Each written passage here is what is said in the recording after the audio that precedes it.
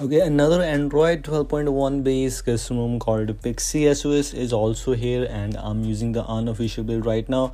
Just gonna talk about some things which you have here, and of course this is kind of a Pixel OS but with some bit of features, not actually a lot, but some cool and interesting useful things which you get in this one. So let's find out some things which you get in this PixysOS, and if you need Android 12.1 for your device, link for those is already available there. The default UI, etc. Of course, it's PixysOS. So yes, you have the Pixel launcher pre-installed, the Pixel goodies, and everything is already available by default as expectedly with all the Pixel things and Monet theming. It's already included here. It comes with all those things, for example, with which you get in Android 12.1, the quick wallpaper switcher, where you have the most recent 5-6 wallpapers collection already available, where you can simply one click and you can switch between these wallpapers very easily by just tapping once. Looks quite good, and this is what you get in Android 12 or L or whatever you want to talk about. It's Android 12.1. And yes, it's just working perfectly fine. It's looking quite, by the way, it has good speed available for you. Let me move on to the edit icon in the quick settings panel. You can see there is internet tile available here for you. Let me just enable this tile once to show you that it has those animations which we have in Android 12.1. For example, this is the tile which you have. If I click here, this is how the animation is looking like, and you don't get in Android 12 unfortunately. So I think so Android 12.1 is better than Android 12. I think so. Let me know in comment box if you also think same what I think about this one.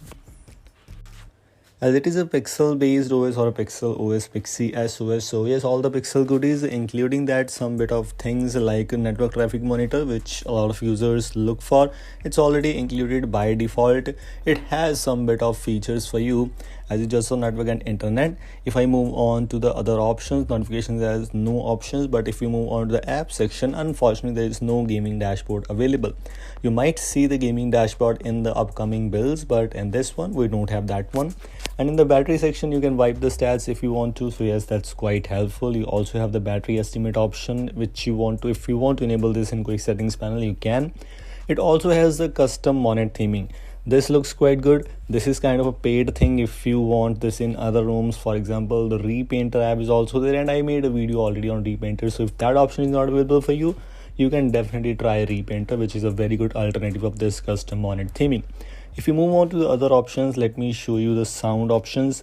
In-call vibration options are also there, and you can turn on and off the screenshot sound also. If you move on to the display settings, you have the option for customizations like fonts customizations. You also have the icon pack customizations. Fonts customizations are not actually much, but if you move on to the icon pack, as you can see, I've applied the PUI, which is called Pavlova UI, which looks quite good. And other than that, there are no major changes available here and there. Monet theming, yes, it supports with all the wallpaper colors, etc. You have the face lock, you have the fingerprint lock. As expectedly, there is no app lock included, so yes, no worries about that. I don't think so it matters a lot here, and other things are just kind of same. Gesture, swipe to screenshot, playback control, and some bit more things in power menu, etc. if you want to enable these things. These were things I just want to let you know. Link is already available in the description if you want to install this thing. That's all. Thanks for watching.